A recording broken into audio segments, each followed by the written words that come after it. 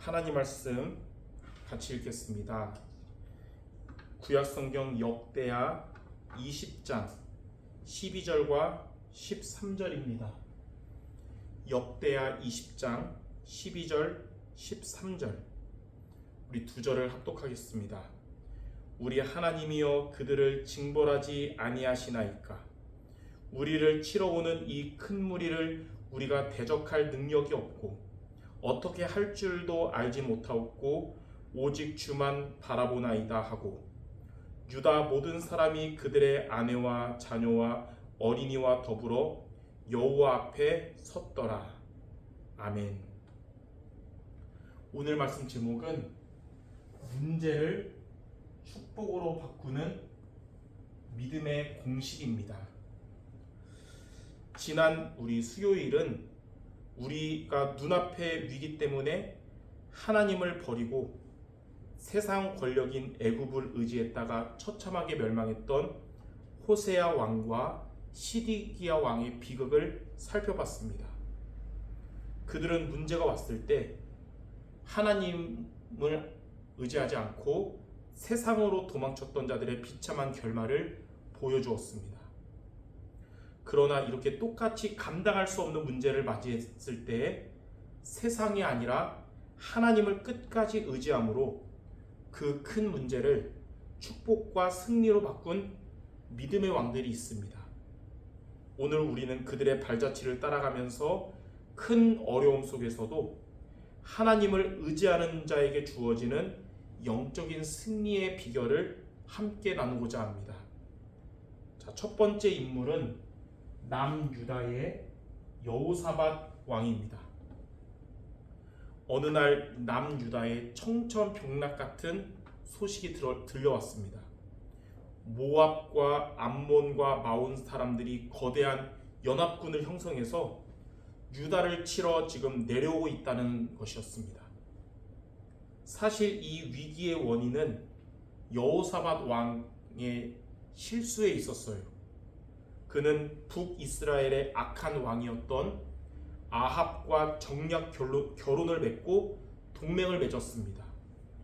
그리고 북이스라엘의 요청에 승낙해서 모압 연합군과의 전쟁에 동참했다가 역풍을 맞아서 모압 연합군의 공격을 받게 된 겁니다. 더군다나 이렇게 곤경을 처한 남유다가 이제는 북이스라엘에게 도움을 청했는데 과거에 2번이나 도움을 받았던 북이스라엘은 지금 위기를 만난 남유다를 돕지 않았습니다.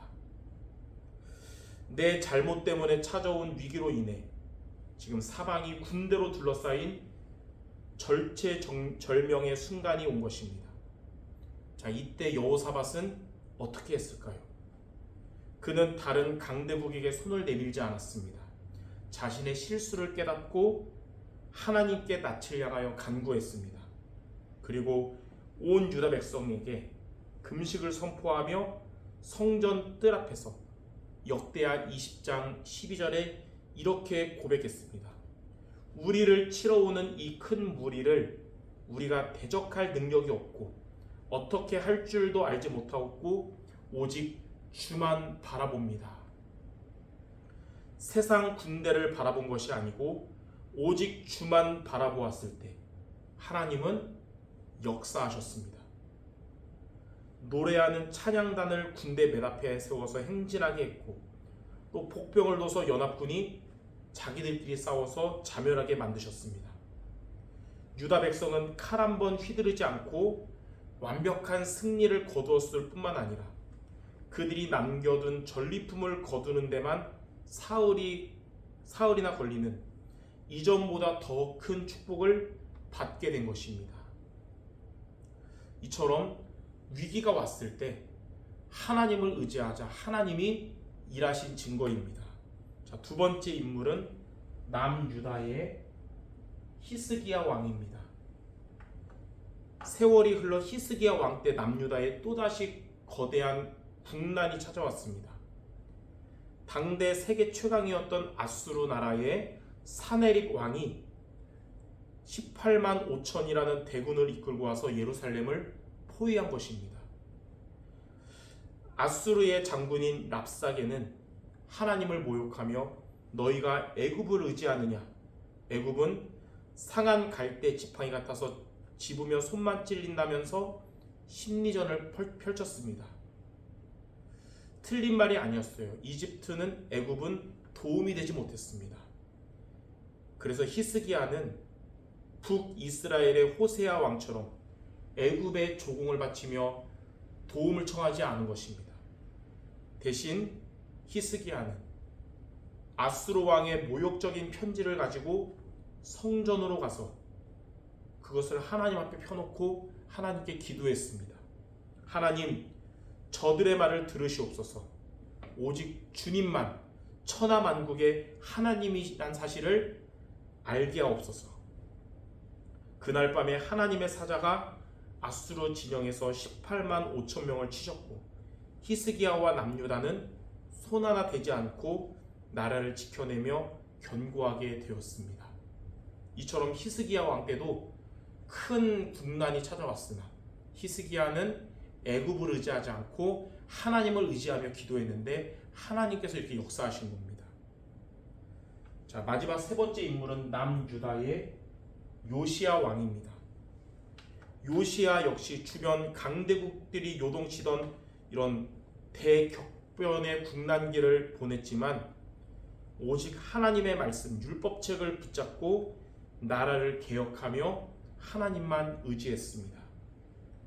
세상의 유행이나 힘의 논리에 휘둘리지 않고 여호와 하나님이 보시기에 정직하게 행했을 때 하나님은 요시야가 사는 날 동안에 나라가 무너지지 않고 평안하도록 보호하신 겁니다. 오늘 이렇게 마주한 세 왕, 이들의 역사가 우리 성도 여러분에게 주는 교훈은 강렬합니다. 큰 어려움이 우리에게 올지라도 그때 하나님을 의지하는 자는 반드시 승리하고 보호받고 축복을 받는다는 영적인 법칙입니다. 우리는 인생을 살다가 여호사밧처럼 우리의 잘못, 실수 때문에 인생의 연합 적군, 곧 돈 문제, 인간관계의 파탄, 건강의 적신호 등을 만나기도 합니다. 혹은 히스기야처럼 내 잘못이 아님에도 거대한 세상의 압박인 사회의 불황, 또 감당할 수 없는 환경의 조롱에 포위당하기도 합니다. 그때 세상 사람들은 말합니다. 빨리 애굽을 의지하라고, 세상 인맥을 동원하라고, 편법을 쓰라고 세상은 우리에게 메시지를 하는 겁니다. 그러나 믿음의 사람은 그때 하나님 앞에 무릎을 꿇는 사람입니다. 여호사밧처럼 고백해야 됩니다. 하나님, 내 힘으로는 해결할 능력이 없고 어떻게 할지 방법도 모르겠습니다. 그러나 나는 오직 주님만 바라봅니다. 이러한 고백이 우리에게 될 때 내 삶의 전쟁은 그때부터 나의 전쟁이 아니라 하나님의 전쟁으로 변화가 되는 겁니다. 내가 일하면 내가 일할 뿐이지만 내가 기도할 때 기도하며 하나님 의지할 때 하나님께서 일하시기 시작하시는 겁니다. 자, 결론입니다. 인생의 밤이 깊고 문제가 클수록 우리가 누구를 바라보아야 할 것인가? 세상의 도움은 상한 갈대 지팡이 같아서 결국 우리를 찌르고 넘어뜨릴 뿐입니다.